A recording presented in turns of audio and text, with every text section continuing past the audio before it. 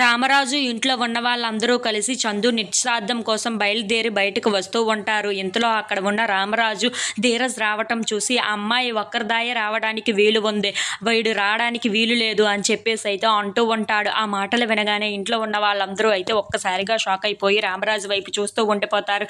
ఇంతలో అక్కడ ఉన్న రామరాజు మాత్రం అవును నేను చెప్పేది నిజమే, వాడు రావడానికి నా పెద్ద కొడుకు నిశ్చితార్థానికి వాడు రావడానికి నేను ఒప్పుకోను అని చెప్పేసి అయితే అంటూ ఉంటాడు. ఆ మాటలు వినగానే అక్కడ ఉన్న ఒక్కసారిగా ప్రేమ అయితే చాలా బాధపడుతూ ధీరజ్ వైపు అలా చూస్తూ ఉండిపోతుంది. ఇంతలో అక్కడ ఉన్న వేదవతి అయితే ఏమంటున్నారు మీరు అని చెప్పేసి అయితే అంటూ ఉంటుంది. ఆ మాటలు వినగానే అక్కడ ఉన్న రామరాజు అయితే ఒక్కసారి చెప్తే అర్థం కాదా, వాడు రావడానికి వీలు లేదు, మనం మాత్రమే వెళ్తున్నాం ఈ నిశ్చితార్థానికి అని చెప్పేసి అయితే చాలా కోపంగా అరుస్తూ మాట్లాడుతూ ఉంటాడు. ఆ మాటలు వినగానే ఇంట్లో ఉన్న వాళ్ళందరూ అయితే చాలా బాధపడుతూ ఉంటారు. ఇంతలో అక్కడ ఉన్న ధీరజ్ అయితే సరే నా వల్లే ప్రాబ్లం అయితే నేను ఎందుకు వెళ్ళడం అనవసరం కదా, నేను ఇక్కడే ఉండిపోతాను అని చెప్పేసి అయితే అంటూ ఉంటాడు. ఆ మాటలు వినగానే అక్కడ ఉన్న వాళ్ళందరూ అయితే చాలా బాధపడుతూ ఉంటారు.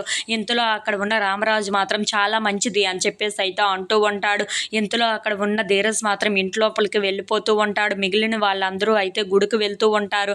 అక్కడ గుడి దగ్గర నిలబడి ఆ వల్లి వాళ్ళ అమ్మకి ఫోన్ చేస్తూ ఉంటాడు. ఏంటమ్మా మేము గుడి దగ్గరికి వచ్చేసాం, ఫంక్షన్ హాల్ ఎక్కడా అని చెప్పేసి అయితే ఫోన్ చేస్తూ ఉంటాడు. ఆ మాటలు వినగానే అక్కడ ఉన్న వల్లి వాళ్ళ అమ్మ మాత్రం అన్నయ్య గారు మీరు అక్కడే ఉండండి, గుడి లోపలికి అలా నేరుగా రండి అని చెప్పేసి అయితే అంటూ ఉంటుంది. ఆ మాటలు వినగానే అక్కడ ఉన్న రామరాజు ఇదేంటమ్మా గుడిలోకి అంటున్నావు, ఫంక్షన్ హాల్ కదా అని చెప్పేసి అయితే అంటూ ఉంటాడు. ఇంతలో అక్కడ ఉన్న వాళ్ళ అమ్మ మాత్రం రండి లోపలికి రండి, ఆ తర్వాత మీకే తెలుస్తుంది అని చెప్పేసి అయితే అంటూ ఉంటుంది. ఇంతలో రామరాజు ఫ్యామిలీ మొత్తం లోపలికి వచ్చి ఆ డెకరేషన్ అంతా చూసి ఒక్కసారిగా షాక్ అయిపోతూ ఉంటారు.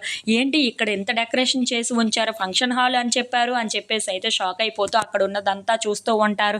ఇంతలో అక్కడ ఉన్న రామరాజు మాత్రం అదేంటమ్మా ఫంక్షన్ హాల్లో అనుకున్నాం కదా, ఇప్పుడేంటి ఇక్కడ ఇలా ఉంది అని చెప్పేసి అయితే అడుగుతూ ఉంటాడు. ఆ మాటలు వినగానే అక్కడ ఉన్న వల్లి వాళ్ళ అమ్మ మాత్రం ఇక్కడే నిశ్చితార్థం జరుపుకోబోతున్నాం అని చెప్పేసి అయితే అంటూ ఉంటుంది. ఆ మాటలు వినగానే అక్కడ ఉన్న వాళ్ళు ఒక్కసారిగా షాక్ అయిపోతూ అక్కడ ఉన్న వాళ్ళ ఫ్యామిలీని చూస్తూ ఉండిపోతారు.